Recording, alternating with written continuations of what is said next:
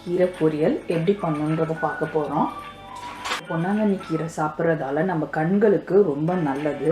அது இல்லாமல் இது ரத்தத்தை பியூரிஃபை பண்ணும், நல்லா சுத்தம் பண்ணும். இது எனர்ஜி லெவலை நல்லா என்ஹான்ஸ் பண்ணும். சாப்பிட்றதால நம்ம எப்பயுமே சுறுசுறுப்பாக இருக்கும். அந்த தன்மை இந்த பொன்னாங்கண்ணி கீரையில் நிறைய இருக்குது. பொன்னாங்கண்ணி கீரை பொரியல் பண்ணுறதுக்கு தேவையான பொருட்கள் என்னென்னு பார்க்கலாம்.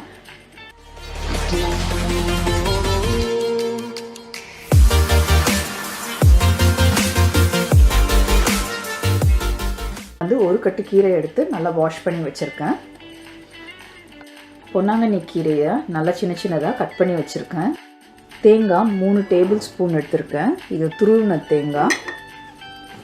வெங்காயம் ஒரு பெரிய சைஸ் வெங்காயத்தை சின்னதாக கட் பண்ணி வச்சுருக்கேன்.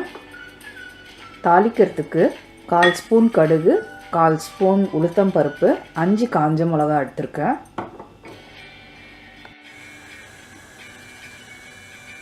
ஒரு பேனை ஹீட் பண்ணிக்கணும். பேன் ஹீட் ஆன உடனே அதில் 3 ஸ்பூன் எண்ணெய் ஊற்றிக்கலாம்.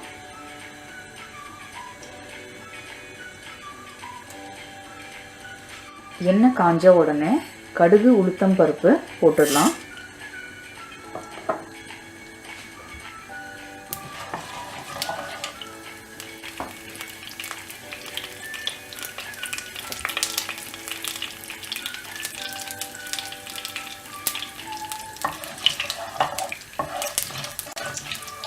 கொஞ்சம் நல்லா ஃப்ரை பண்ண மாதிரி பண்ணிக்கலாம்.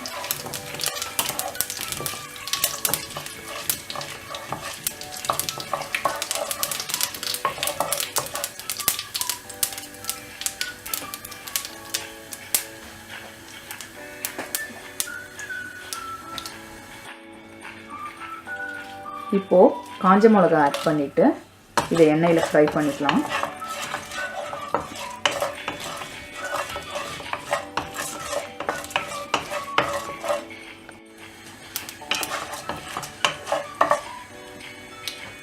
இப்போது வெங்காயம் ஆட் பண்ணிவிட்டு இதை நல்லா வதக்கிடலாம்.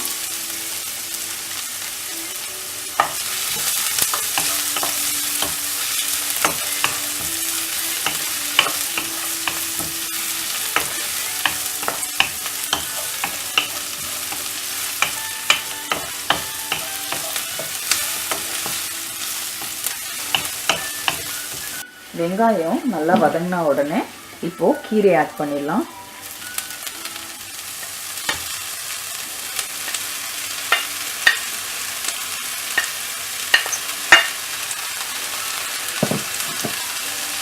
நல்லா ஃப்ரை பண்ணிடலாம்.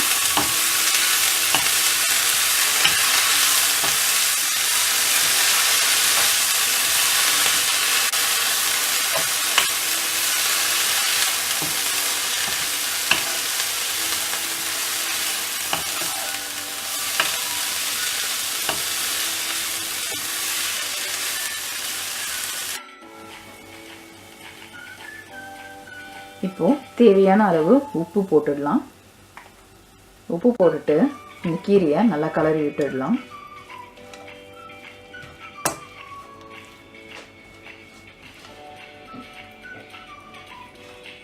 இப்போது இதில் தண்ணி ஆட் பண்ணணும். தண்ணி நிறைய ஆட் பண்ணக்கூடாது.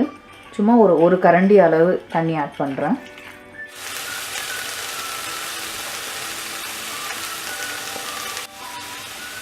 ஒரு 5 மினிட்ஸ் ஃபுல் ஃப்ளேமில் இதை வேக வைக்கணும்.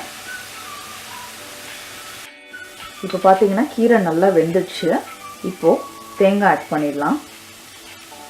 தேங்காய் ஆட் பண்ணிவிட்டு இதை நல்லா மிக்ஸ் பண்ணி விட்டுட்டு ஃப்ளேம் ஆஃப் பண்ணி விட்டுடணும்.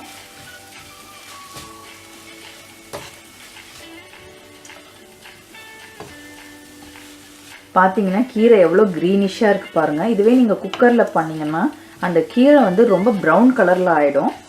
நீங்கள் இந்த மாதிரி எப்போ கீரை பண்ணாலும் இந்த மாதிரி கடாயில் பண்ணிங்கன்னா நல்லா பச்சையாக இருக்கும்.